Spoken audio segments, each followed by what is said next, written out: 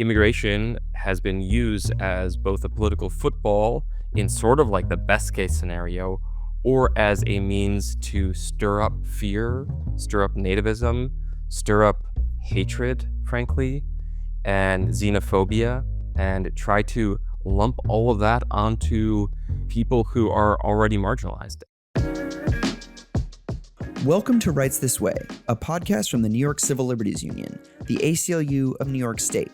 I'm Simon McCormick, senior staff writer at the NYCLU, and your host for this podcast, which is focused on the civil rights and liberties issues that impact New Yorkers most.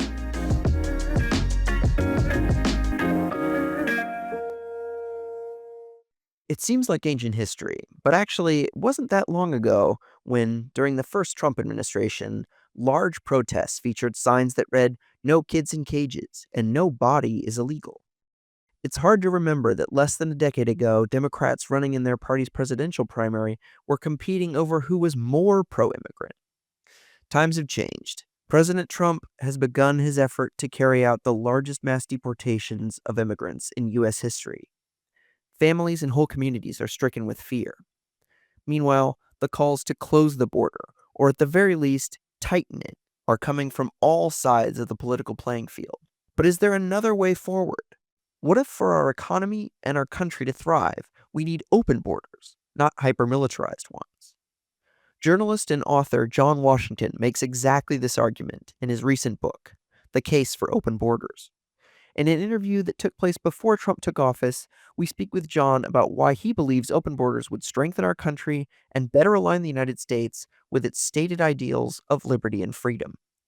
Much of what John argues for goes beyond the NYCLU's policy purview, and we're not asking anyone to agree with everything he says. But his perspective offers a stark contrast to the vast majority of what we hear about immigration every day. And we think it's a valuable viewpoint to hear. Before we get started, just a quick note that outside guests on this show do not represent the NYCLU, and their views are their own. And now I'm joined by John Washington. John is an award-winning investigative journalist who writes about the border, climate change, literature, and more.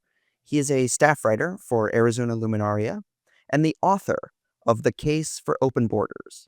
John, thank you for joining us on Rights This Way. Yeah, thanks so much for having me, Simon.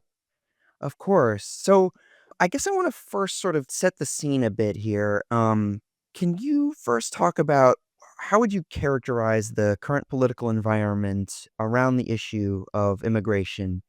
And what do you think got us to this point where, among other things, Trump won the election? Depending on when folks are listening to this, he may already have taken office. Arguably his biggest issue was mass deportation and closing the border, getting tough on immigration. So can you kind of give us a sense of where we're at?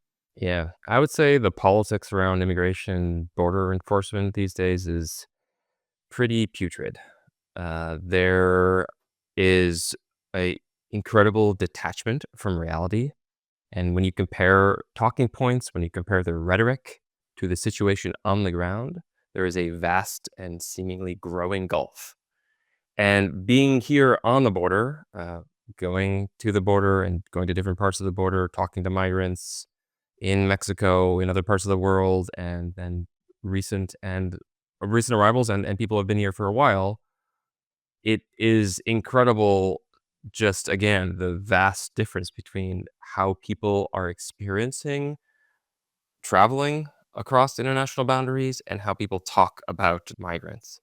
And how we've gotten here is, I think we have just untethered ourselves from reality. And it's really unfortunate. I think this has a lot to do with how media works these days. I think it has a lot to do with a lot of other underlying problems that politicians use to foist angst onto immigrants, onto what are deemed as the other. And immigration has been used as both a political football in sort of like the best case scenario, or as a means to stir up fear, stir up nativism, stir up hatred, frankly, and xenophobia, and try to lump all of that onto people who are already marginalized, and it's a really sad state of affairs. But, here we are. I think in slightly more concrete terms, and we could get into the actual sort of brass tacks politics of it, I think that both the left and the right are largely to blame. The right has been largely the ones demonizing, scapegoating migrants for a long time. The left has sort of come into that role and is really sort of growing into it in the last number of years. But also, I think that they have been rather spineless for decades and have been unwilling to stand on principle and have been just using immigration and border politics as a means to their own ends, as an electoral strategy rather than thinking carefully about the actual problems or the actual people who are suffering those problems. And yeah, we get into a lot more detail, but I think that's sort of the overview of what I've been witnessing covering this for a decade or more. Absolutely. Yeah, I think that's a great summation. And I think with that sort of broad understanding, can you sort of lay out your case that you make in the book for open borders and explain what you mean by open borders? Yeah. So, you know, I think it's really key, and this is something I've learned talking about the book and talking to people who are interested and maybe who have recognized that there is a problem and recognize the humanity of people who are crossing borders and don't want to just leverage violence against them and try to keep them out of places. They also are nervous about the idea of open borders. And I think a something that can help calm those fears is I'm not talking about no borders. I'm talking about open borders. And there's a very big difference. Some people advocate for no borders. I don't see that as politically feasible, but I do see open borders as politically feasible. And we have evidence to prove it, is we have regions of the world where there are open borders. Maybe not 100%, but much, much more than what we've come to realize on, say, the US-Mexico border. So the presumption in an open border world would be that people have the freedom of movement. Let me put it a little bit more clearly. All people have the freedom of movement because a lot of people today do have freedom of movement, including myself. I'm a U.S. citizen. I can pretty much go wherever I want, whenever I want. I have to fill out some forms and have a passport and make sure it's up to date and things like that. But otherwise, I can go wherever I please. There are, however, at the same time, billions of people who are relegated to poverty, extreme poverty, to political persecution, to the onslaught of climate crises. And if they try to move, they can be arrested, they can be detained for extended periods, they can be effectively tortured, put in solitary confinement, subjected to grueling conditions in immigration camps. I'm talking about the United States. I'm also talking about many other places throughout the world, Greece, Libya, uh, you know, many countries, Australia, have been implementing this model of holding people because they have had the gumption to move and try to find safety or try to find freedom or liberty or whatever. So the idea behind open borders is that everyone could move if they want to. And some other models that we can look at are places like the United States. We have an incredibly diverse array of cultures, cuisines, languages, and different jurisdictions, different legal jurisdictions, and different laws in different parts of the United States. And it's annoying as a headache, and you have to go to the DMV, and you have to, sign up for all sorts of things, and when you move from one state to another, but it's doable. And so this idea that people would register when they cross an international boundary, they would enter into the commonwealth of that country, and that is they would pay into the pot, and then they would be able to receive benefits at some future date. And that is something that I think is worth pointing out as well. Is right now, even legal migrants do not automatically receive benefits. You have to pay into the pot the way that the system works for at least 5 years to receive almost any of the welfare or means tested benefits. So something like that is the vision that with this book and so, like a lot of other people as well, I'm just sort of like laying out these arguments are advocating. So, in terms of the various arguments that you make, there are 21 specific sort of categories you create. And certainly we're not going to have a chance to get through all of those today. People should definitely check out the book because we're only going to get a little taste, even of the arguments that we do touch on. So I encourage people who are interested in more, definitely get the book. But you note that for the first like 150 years of the United States existence, borders were effectively open. Can you talk briefly about that history and also just lay out your argument that, quote, borders have not always been? Yeah. So the key word there is effectively, because for some people, they certainly were not open for the first 150 years. There were people who still were rejected in various ways, especially along the East Coast for being poor. People were actually, there were some state led deportation efforts in the colonial era in the United States. And then there were the beginnings of federal enforcement, and that started with the Chinese Exclusion Acts in the 1880s. And that was a reversal, and again, that was targeted at a very specific subset of people, people from Asia, and it was for one of the worst and most explicitly racist. There's a lot, so I guess there's plenty to contend with. Um, Policies on the books in US history, and it was a very quick reversal. So just a decade or so before the United States government decided to make it their policy to keep Chinese people and other people from other Asian countries out of the United States, they were celebrating and very dependent on Chinese labor, and that was especially during the expansion west, during the creation of and the laying of the railroad, and then as soon as there was a slight economic downturn, and as soon as basically that railroad, that last spike got driven in, all of a sudden the much needed labor was no longer wanted, and so there was a quick reversal. But except for this very important, and you can't miss this part of the thing, until really the 1920s, there was a lot more open migration into the United States.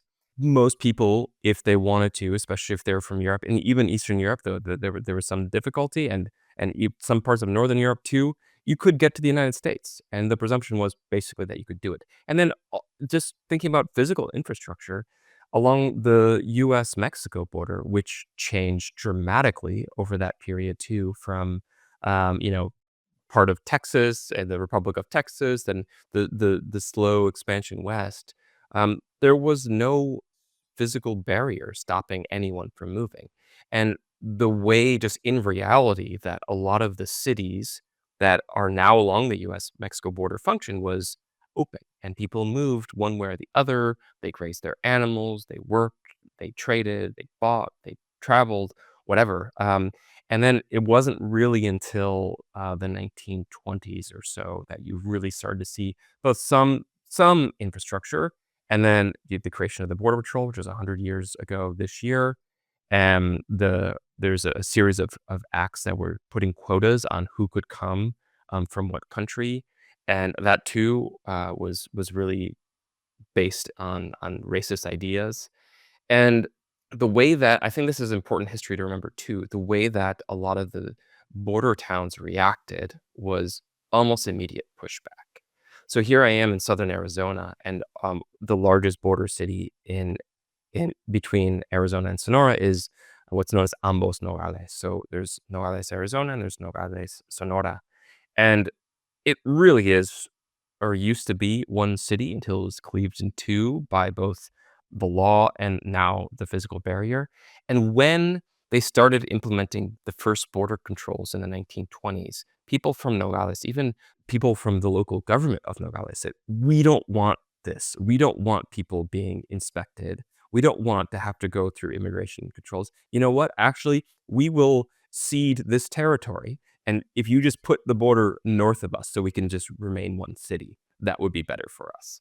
That didn't happen, but that was the extent that they were willing to go. They were willing to basically give up their American citizenship, or their life on American lands, because they did not want to have their city broken into.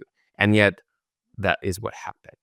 These sorts of stories play out across the border, the US-Mexico border, and throughout borders worldwide. Borderlands are places of mixture, trade, interesting and creative diversity. And what we've done is we've turned them into these hyper-militarized zones of exclusion. And that has been to the detriment of these cities, the psyche of the people who live in them, and just the culture of the cities themselves. And you also make the argument that the immigrants don't steal jobs, they create them. Can you explain that, Yeah. please? So, one more note on that last question, which I forgot to mention, is another, I think, important thing to recall is two other very late additions to what we know today as the sort of the border regime in the United States. One is the actual wall. And so there really wasn't any significant portion of wall until the 1990s. There were some bits and pieces. There was a tiny little, basically, wire fence in Nogales. There was some around between Tijuana and San Diego, but not until the 1990s. That is very recent in this country's long history. And then also, something like ICE. ICE didn't exist until 2003. And people sometimes make the argument, well, how can we exist as a country without a wall around us or without this immigration enforcement regime? Well, we did for a very, very long time. So, yeah, I think that too is just, like, remembering how recent. We don't have to go back very far to see a very, very different landscape on the US-Mexico border. To return to the second question, though, about jobs, yeah, there's a lot of popular misunderstanding about this issue, but there is expert consensus on this issue as well. So economists understand. I can pretty much say all of them. There are some maybe ideologues who have pushed back or have tried to find minor exceptions, but economists across the board, anyone worth their basic fiscal salt, recognizes that migrants are good for economies, and they're good for economies, especially in terms of employment. The problem is that if you don't really have a strong sense of economics, you think, well, if someone takes that job, then an American can't take that job. And yet, this is what is called in like economic terms a lump of labor fallacy. It's that fact that it's not a zero sum game. In modern economies, jobs beget jobs. The way that the world markets work now is that things are incredibly fluid. Trade in goods is fluid, and movement of labor is fluid too. That's not always legalized movement of labor. Sometimes that's illegalized and exploited movement of labor. Nonetheless, it is constantly moving. That is a reality that border walls and immigration enforcement is not going to truly affect very well. And we can get to the inefficacy of bordering in a moment, but jobs beget jobs. They just do. And you see that one person will move in and often and they'll be doing a job and they'll be, working, whether it's construction, whether it's in a hospital, whether it's as a teacher, and they have to live somewhere, they have to buy groceries somewhere, they're going to send their kids to school somewhere, and all that requires more people to, provide those services, build those things that they're going to be using or put food on their table, etc. So the counterexample actually holds too, and I think that this is something that is maybe often overlooked, is when you take people out of a community, it has a negative impact on employment. So it doesn't follow the supply demand in a very simple sense, the way that the labor economy works. And even in very difficult times, and there was studies done right during the Great Depression, when the U.S. implemented the Mexican Repatriation Act, which rounded up and deported well over 1 million people, some of them American citizens. And there were studies done in small communities when people got picked up and deported. It negatively impacted those communities, and jobs were lost, not just of the people who were taken and removed from the country, but jobs were lost for the people who stayed as well. So the counterexample also holds and further supports the point that it's not zero sum, and immigrants are very good for labor numbers. Yeah, that is, I think, something that often gets lost. And for folks who want a little more context into New York specific numbers and how immigration has impacted the economy, we did an interview with New York City Comptroller Brad Lander. Great. We'll put a link to that in the show notes. But Can I jump on that about yeah, brand a little bit? please, So please. I before I came back to Tucson, I was in New York for a while and definitely talked to to Brad a handful of times about some of these issues, and this was before there was the recent, phenomenon with Greg Abbott busing people to New York, Abbott and others busing people in New York, but, the incredible just, I don't know, hissy fit that was thrown by especially Mayor Adams about 150,000 people potentially existentially threatening New York City is just is just such nonsense, and is a refusal to recognize the immigration history of New York, which has made New York what it is. And, 150,000 people actually, if you just look at it per capita, and this is something that I wrote a little bit about when this was, like, in the news more, is there were a number of periods in New York City's history where per capita, the number of people who were coming were far, far higher than the 150,000 Venezuelans. And to consider that an actual threat is just, I mean, it's hateful nonsense. Yeah, and related to that actually, because one of the things that Adams says, and he's not the only one for sure in New York politics who says this, but one of the things he harps on is that, you know, we're spending all this money on housing recent immigrants.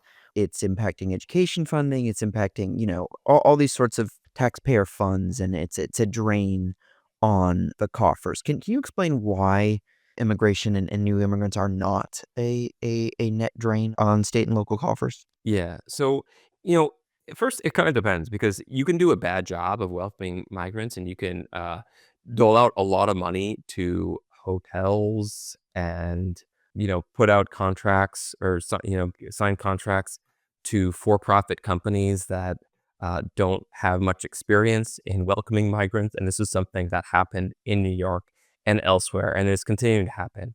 You know, for-profit medical care companies are getting huge contracts.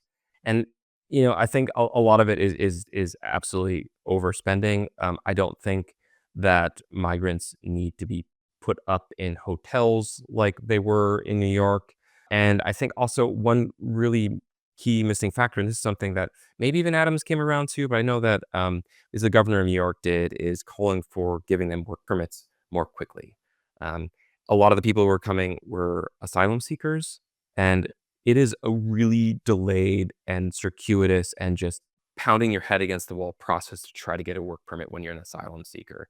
And giving them out to people who are wanting to work just makes sense. And it's just like flies against like the sort of the ethos of that a lot of the people supposedly celebrate about, bootstrapping American hard work, whatever. So it does cost money. I think that's clear. Then I think that should be stated to process people. And yet again, how we do it matters. If you're going to funnel people through border patrol and ICE custody, that is very expensive. If you're going to let people go to their families, let people get work permits and start, making it out on their own, it's going to be a lot less costly.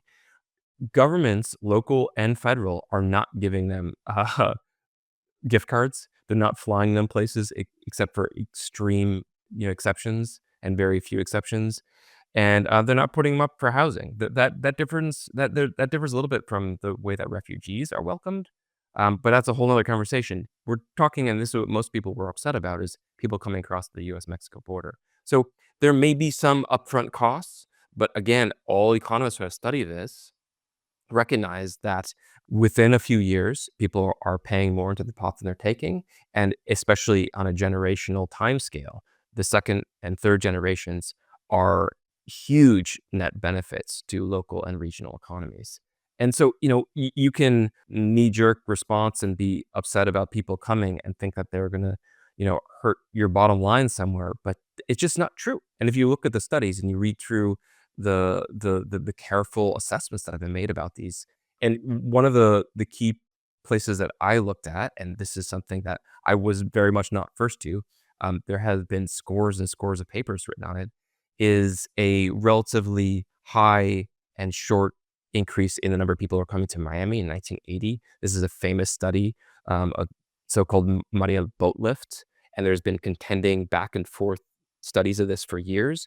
But when you look at it, 150,000 people came in a few short months to Miami. That is a lot, especially at the moment of the population of Miami, and people did fine. People who were native to Miami before that were completely okay, and then the migrants themselves benefited hugely.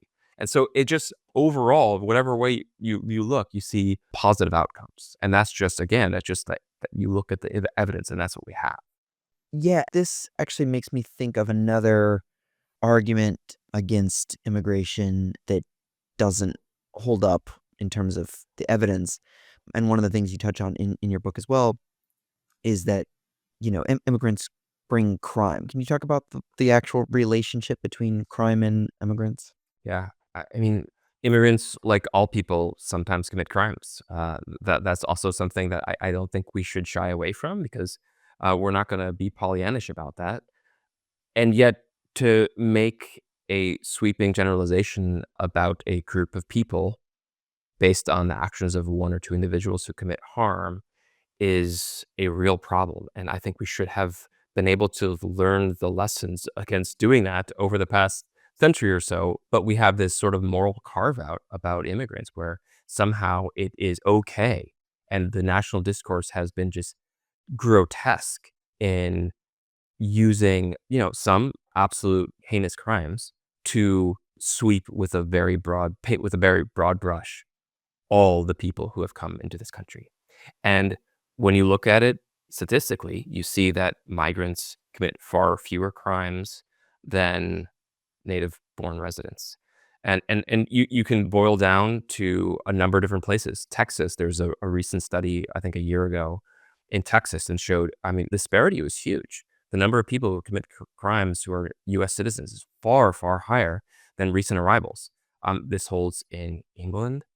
This holds in Germany, which saw political backlash when there was a series of incidents which seemed to be pretty bad from everything I read about them, um, and were committed by some migrants. But overall, crime, especially in places in Germany where a lot of migrants settled, has gone down. And so again, like, this is this huge gap between the way that we talk about immigrant communities, the way that we talk about migration, and the reality. And I think there just needs to be a lot more fact checking. I think that there needs to be a lot more careful reading, careful analysis, and better presentation of the reality of life in this country, in immigrant and non-immigrant communities. Right now, it's just so far from the way that we actually talk about it. It's just it's frankly it's disturbing. Yeah, I agree. I completely agree, and I also think one of the things that you talk about in your book that I don't think gets as much attention as it should is that there may be people out there who think that, a hyper-militarized border doesn't impact them, right? It's to keep people out and you just go about your day, normally as a US citizen or whatever. But, New York is a border state and many New Yorkers may not know how, as you put it, quote, "dehumanizing border machinery targets native residents too." Can you talk a little bit about that argument, please? Yeah, you see it a lot more starkly on the US-Mexico border than New York, but we have a series of internal checkpoints throughout the Southwest United States where, right now, I couldn't drive very far south without going through a checkpoint. I'm not going to be checked going south, but when I start coming home, I certainly will. There are people in small towns in Arizona and elsewhere who cannot leave their town, who cannot go to a proper grocery store without going through a checkpoint. They are US citizens who often get typecast or racially profiled for being brown skinned or darker skinned, or maybe having an accent, and they get pulled into secondary inspection. They get harassed, they get stopped, they get slowed down just for driving down the road. And like, for people who celebrate liberty of movement, even if it's circumscribed and just in the United States. People who, have a libertarian bent or just celebrate freedom more generally, I think should be appalled by that. And that is, just focusing on sort of the checkpoint issue, but then also when you're crossing the border, US-Mexico border, and when you're going abroad on an airplane, you are scrutinized, and increasingly people are subjected to further inspection, to harassment, to surveillance. of their technology, or they themselves, their images are captured, their faces is recorded. Right now, along the Arizona-Sonora border, I've talked to a number of Border Patrol agents about this. They say, like, we don't have the manpower, but we know when people cross almost all the time. They estimate that 90% of the Arizona's border right now has some detection technology on it. So you can't move in southern Arizona, like very close to the border, without you being seen.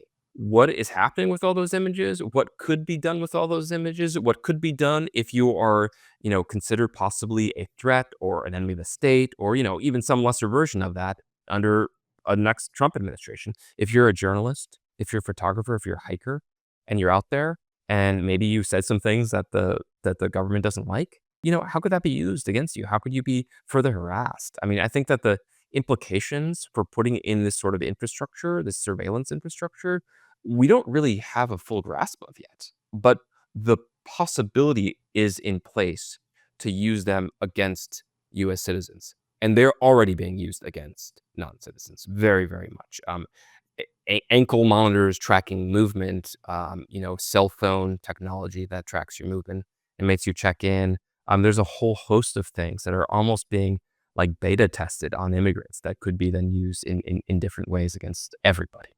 Yeah, I think that is something that definitely people need to keep in mind regardless of your citizenship status. And then the final argument from your book that I wanted to highlight for us here is closed borders are racist. You begin this argument by noting what I think is it's simultaneously obvious, and it's also something that gets lost in a lot of the debate around border policy. You write, the nationality granted to you at birth determines whether you are free to move across international borders or are blocked by them. You talked about this a bit before in one of your previous answers, but can you flesh this out a bit?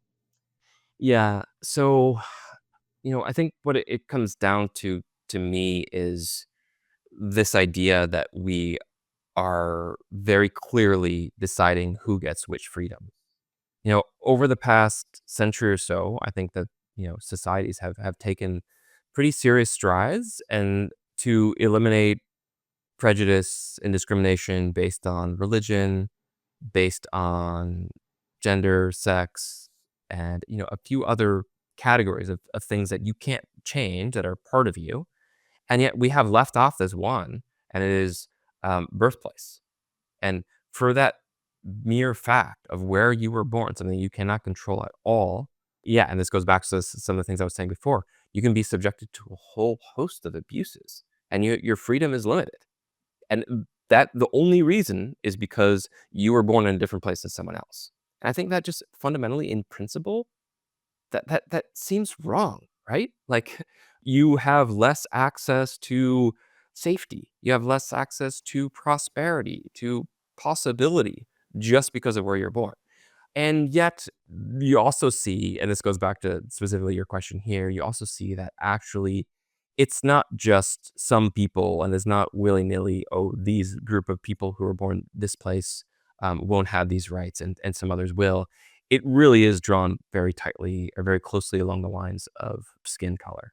And so you see the global south has much more limited movement in terms of like how they're allowed to cross into the global north than vice versa.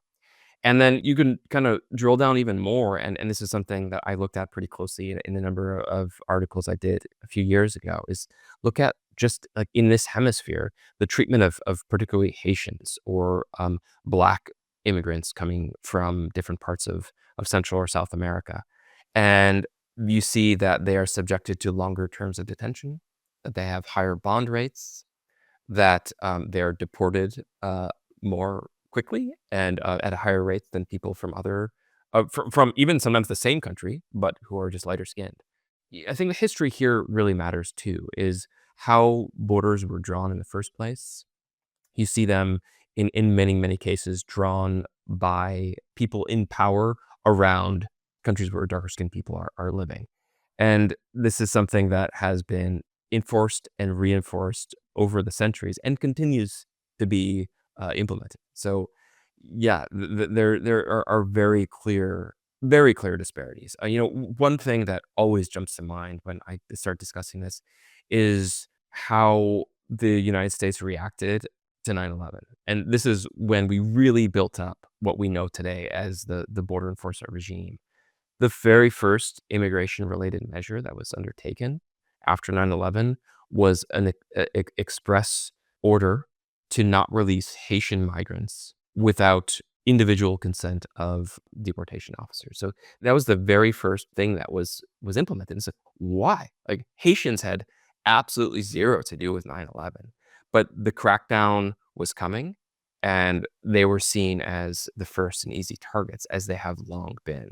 You know, one other sort of more quantitative way you can look at it is asylum grant rates and how people are allowed in or allowed the chance to apply for asylum based on what country they're coming from. And you see darker skinned countries again have far lower grant rates for asylum. It's just across the board. So I think that answer and many of the other topics we've touched on have drawn out who is harmed by militarized closed borders. But as we start to wrap up, I'm curious if you can talk about who benefits from militarized closed borders. Well, there's a lot of corporations making bank right now. And, I'm out there and am at the border relatively regularly. And I almost always see welders because the wall gets cut through, because the wall doesn't really work very well. You can get a saw at Home Depot and you can cut through the dang thing in like 15 minutes, maybe less. And so, people who have pretty secure jobs in this area are on construction crews doing the remediation work and re-welding shut the wall. So they're benefiting the boondoggle of trying to build further miles of wall up into mountainous areas. These are going to be extremely expensive contracts. I mean, there could be tens or even more millions of dollars per mile to build some of these tracts of wall that very likely at this point are gonna get built under Trump. People are making a lot off of that. And then the immigration detention industry as well.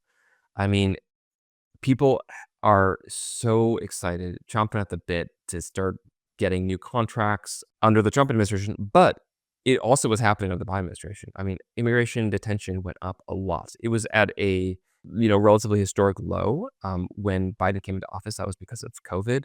It was under 20,000. I think it was around 15,000.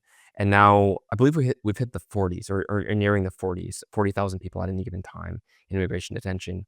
In the recent months, the Biden administration put out a call for initial proposals for 9 new detention facilities in the American West. That is gonna be a lot of money for contracts. That's gonna be a lot of money for Geo Group, CoreCivic, and some of the other corporations who run these facilities. And, yeah, they're cashing in, and they expect to do a lot more of that coming up. Okay, well, that is good to know Yeah, and good to, yeah, good to consider and be aware of painful to as know we sort maybe. of painful to know. Yes, painful, but important to be aware of. Okay, and then my last two things I want to ask you, John, before we let you go.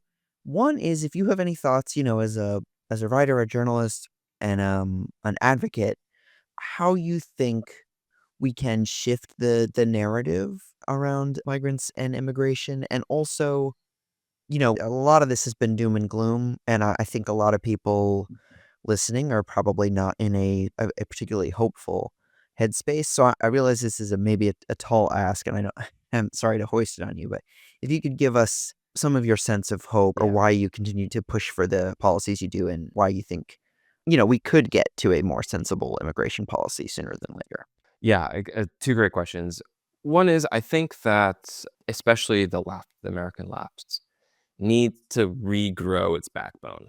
There's been a lot of debate about how we kinda got into this mess, how Trump was able to win again running on immigration. There was much lambasted, but probably also celebrated in some circles, op-ed in The Atlantic recently. And I think the problem has been for a long time that the left has only been playing defense.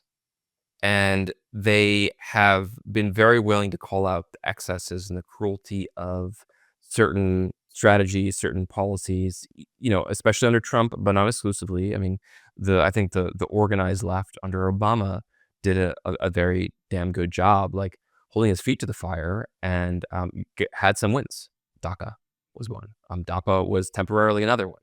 And yet the politicians have not been really taking that on. I think they have been pushed, and I think that's important to remember. But they have been trying to build political capital by acquiescing to the right's demands. And what we've seen, starting with, I would say Clinton, but I think it's a little bit clearer under Obama, is that that strategy doesn't work. He was supposedly going to crack down. He became the deporter in chief, supposedly to be able to pass comprehensive immigration reform. He didn't pass it. That is effectively what Biden did. Biden came into office singing a very different song than what he's singing now, or what Kamala Harris was singing when she was on the campaign trail.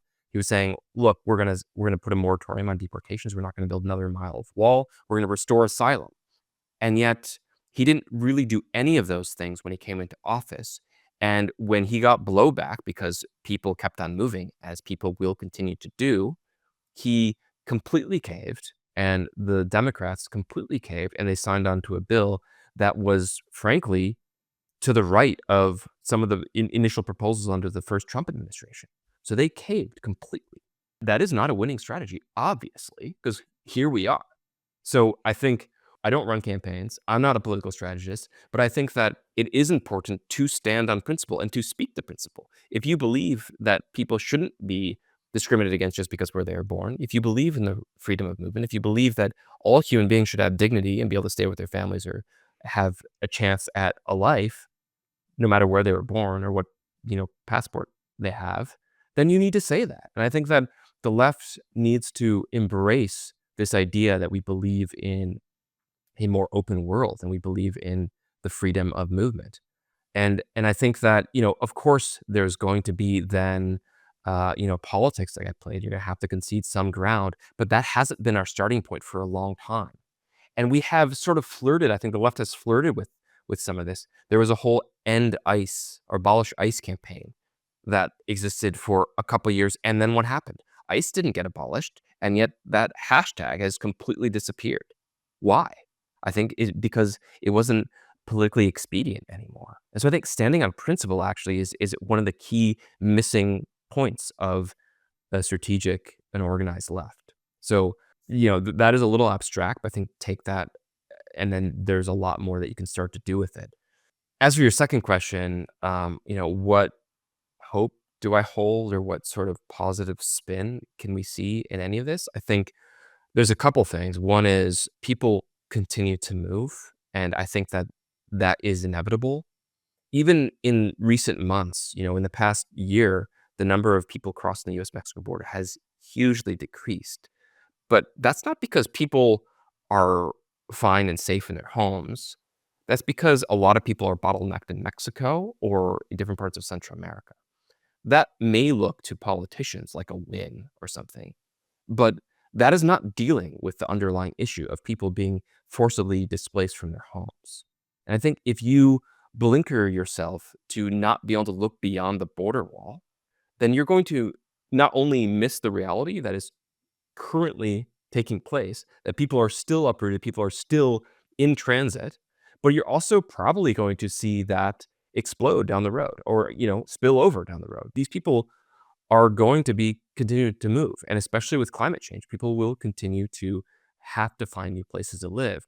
And so that didn't sound very hopeful, but I'm getting to it in a moment, is the resilience, the fortitude, the courage of people who are moving. They are incredible in many regards. They are facing some of the harshest reality right now, and they are pulling through, and they are surviving, and they are, and if they come to this country or if they settle in another, they are making those places more vibrant, more diverse, more interesting, and they're making a life there. And this is something that, there is a lot of doom and gloom, but when you are on migrant trails or when you're spending time in migrant shelters, it's not all just, people sort of tearing out their hair. It's people just being people, and people being goofy, and people, having fun and falling in love and raising their kids and doing things that people do, and seeing that, I think, and recognizing that humanity, that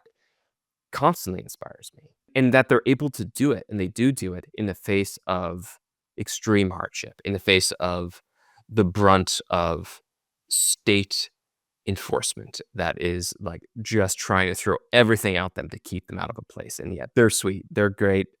And I think that is something that is lost, that humanity, or that is forgotten rather, is that humanity. And because it's not lost, it's always there and it's always present.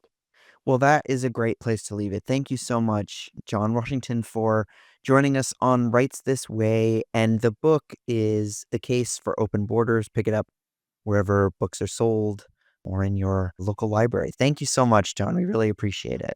Yeah. Thank you, Simon. Really appreciate the talk. Thank you for listening. You can find out more about everything we talked about today by visiting nyclu.org.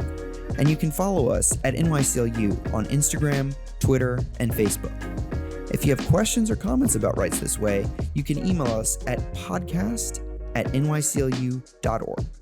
Until next time, I'm Simon McCormack. Thank you for fighting for a fair New York.